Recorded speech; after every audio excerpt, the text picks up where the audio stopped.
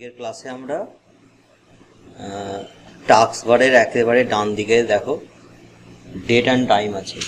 এই date and টাইমটাকে আমরা কিভাবে সেট করতে পারি বা চেঞ্জ করতে পারবো। তো ডেট অ্যান্ড টাইমের উপর রাইট ক্লিক করলে অ্যাডজাস্ট ডেট অ্যান্ড টাইম, ঠিক আছে। এখানে ওই যে ডেট অ্যান্ড টাইম আছে, এটা সেট টাইম অটোমেটিক্যালি এটা অন করে, অনেক সময় এটা গন্ডগোল হয়ে থাকে, অন করে অন হয়ে আছে, এবার অফ করে অন করলে এটা চালু হয়ে যায়, ঠিক আছে। তো আমরা এখানে ডেট অ্যান্ড টাইমটাকে কীভাবে চেঞ্জ করব ম্যানুয়ালি, এর জন্য সার্চ বারে যাব, গিয়ে এখান থেকে ওপেন করে নেব কন্ট্রোল প্যানেল। কন্ট্রোল প্যানেল এখানে দেখব ডেট অ্যান্ড টাইম কোথায় রয়েছে, এই যে date and time. Date and টাইমটা ওপেন করে নেব, চেঞ্জ ডেট অ্যান্ড টাইম এর উপরে ক্লিক দেবো। আচ্ছা, আজকে 17/7/2026 দেখাচ্ছে, 17/7/2026 দেখাচ্ছে, এটাকে আমি চেঞ্জ করছি, ধরো 15 তারিখ করে দিলাম, ওকে করলাম, ওকে করলাম, এটা 15/7/2026 হয়ে গেল, ঠিক আছে। তাহলে এই টাইমটাকে আমি এবার 17/7/2026 কীভাবে করব, change date and time 17 July 2026, 17 July 2026, okay okay, ঠিক আছে। তাহলে আমার ডেটটা চেঞ্জ হয়ে গেল। তো এইভাবে আমি ইয়ারকেও চেঞ্জ করতে পারি, চেঞ্জ ডেট অ্যান্ড টাইম, এটাই ক্লিক দেবো, সালের উপর 2026 দেখাচ্ছে, সাল দিলাম, সাপোজ 2025 হয়ে আছে, মানে আমার কম্পিউটারে টাস্ক বারে কোনো সময় 2025 হয়ে গেছে, টাইমটা অন্য হয়ে গেছে। তাহলে আমি 2025 জুলাই নিলাম, 17 তারিখ করলাম, ওকে করলাম, ওকে করলাম, তাহলে 17/7/2025 হয়ে গেল। এবার এইটাকে আমি আজকের ডেটে কি করে নিয়ে আসবো, তাহলে আবার ডেট অ্যান্ড টাইমে যাব, চেঞ্জ ডেট অ্যান্ড টাইম, আমাকে সালটা ঠিক করতে হবে, 26 জুলাই 17, ওকে ওকে।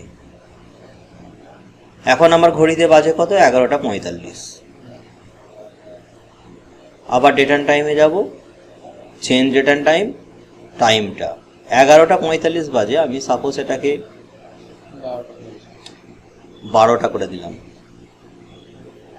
ওকে করলাম, ওকে করলাম, 12:45 হয়ে গেল। তাহলে এটাকে আমি আবার কারেন্ট ডেট আনবো কীভাবে, date and time, change date and time, এটাকে আবার আমি 11 করে দিলাম। এখান থেকেও চেঞ্জ করা যায়, এই যে, ঠিক আছে।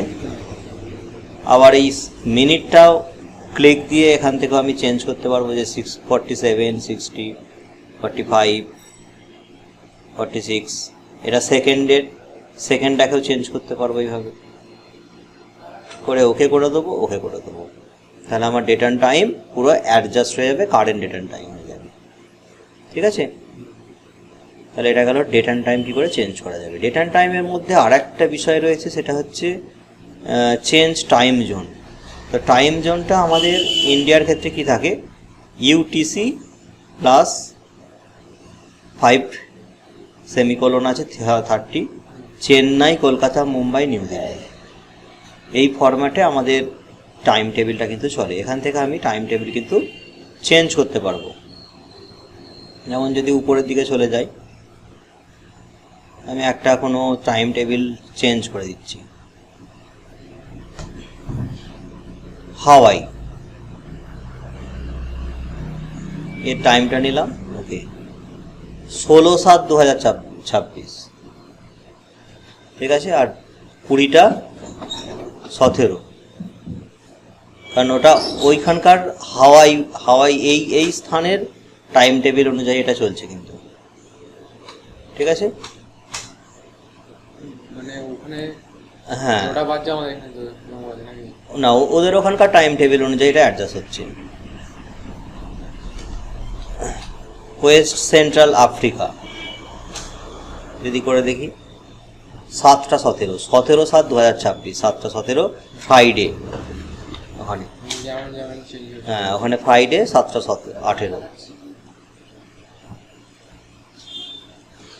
তাহলে আমাকে আবার ডেট অ্যান্ড টাইমটাকে চেঞ্জ করতে গেলে এই যে চেন্নাই, কলকাতা, মুম্বাই, নিউ দিল্লি এই ফরম্যাটটাকে দিতে হবে, দিয়ে অ্যাপ্লাই করে দিলাম।